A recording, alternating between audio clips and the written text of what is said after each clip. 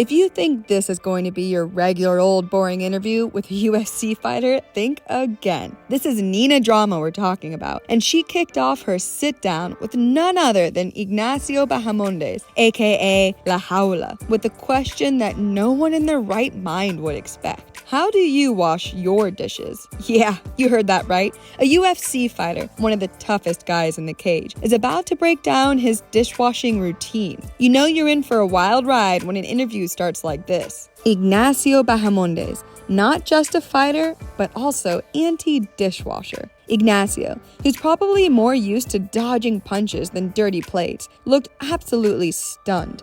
And for good reason. He's not exactly out here making TikToks about his cleaning habits. But instead of sidestepping the question like he does in the octagon, Ignacio drops a bombshell. He doesn't wash his dishes. I mean, can you imagine? The man can take a flying knee to the face, but he's out here avoiding a sink full of plates like they're coming for his belt. At this point, I'm starting to wonder if he's got some secret post-fight contract that states, no chores allowed, but hey, we all have our limits. For some, it's public speaking. For Ignacio, it's dishes. Meanwhile, NinaDrama just sits there, probably questioning every life decision that brought her to this exact moment. But she rolls with it, because if you're interviewing La Jaula, you're not expecting normal. And believe me, this interview is anything but normal. From beating fighters to burping babies. Now, let's talk about the real reason Ignacio's on this planet, besides fighting, of course. He's a new dad, a 1-month-old baby to be exact, and Nina congratulates him on his monumental life change. Ignacio's face lights up, and suddenly, we're seeing a whole new side to this dude. But let's not get it twisted. He's still Ignacio La Jaula Bahamondes. So, when he talks about fatherhood, it's not like your typical, oh, I love changing diapers speech. No. Ignacio's looking forward to knocking some poor guy's lights out in the cage, then turning to see his baby in the audience, watching the carnage like it's Saturday morning cartoons. In fact, he's already planning to bring the baby to future fights, complete with the little baby-sized earmuffs to block out the sounds of him pummeling someone's face. You can practically see it in his eyes, his dream of that perfect post-knockout family moment. Like, what do normal dads do? Show their kids how to ride a bike? Maybe teach them how to throw a baseball? But for Ignacio, uppercuts and lullabies are his vision board. If fighting weren't his thing, firefighting, for free, apparently. Nina then tosses him a curveball, not as random as the dishwashing question, but still. She asks what he'd be doing if he wasn't fighting. And Ignacio, ever the adrenaline junkie, says he'd probably be a firefighter. The man who literally fights for a living would still be putting himself in harm's way, but this time, fighting flames. You've got to respect that. But here's where it gets wild. He casually drops that in Chile, firefighters don't get paid. So not only is he thinking about running into burning buildings, but he's willing to do it for $0 per year. Let that sink in. This man who could be firefighting fires or people in Chile wouldn't even get a paycheck. Meanwhile, the rest of us can't even get out of bed for work without hitting snooze 12 times. But hey, for Ignacio, the thrill is the prize, not the money. He says that you've got to love the danger, whether you're in the cage or surrounded by flames. That's why he's a UFC fighter. It's in his blood, literally. His dad, a fighter. His granddad, a fighter. The man's entire family tree is full of people who enjoy violence in one way or another. So firefighting? Yeah, that checks out. Childhood, sleeping on the gym floor, watching fists fly.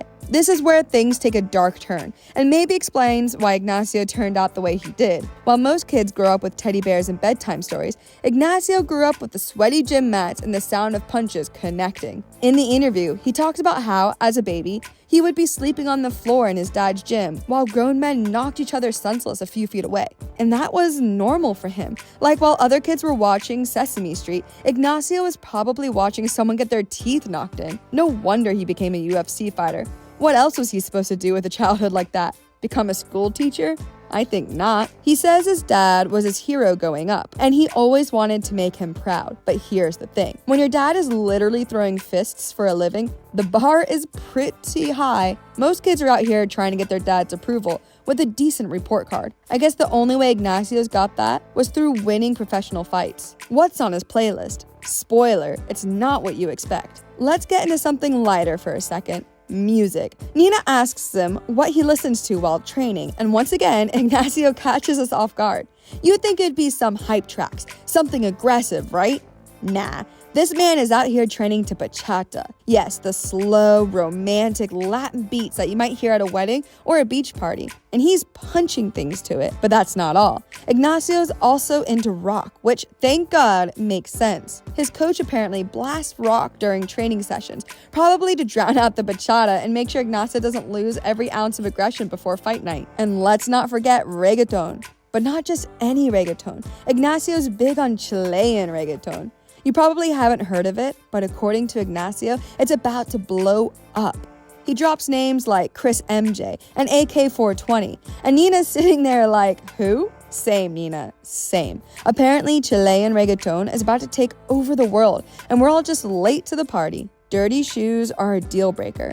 Now, here's where things get truly ridiculous. Nina asks him about red flags in relationships. When I reached this part of the interview, I thought he might mention lying or cheating perhaps. Nope.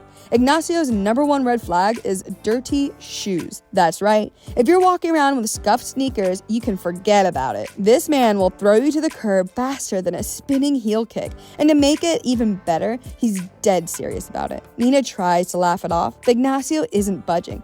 Dirty shoes, no deal. He even says that if his girl had dirty shoes, she wouldn't be his girl anymore. Just like that. You know what? Forget trust issues. Forget commitment phobia. Ignacio's out here ending relationships over sneakers. I guess it's refreshing in a world where people break up for more complicated reasons. At least you know where you stand with him.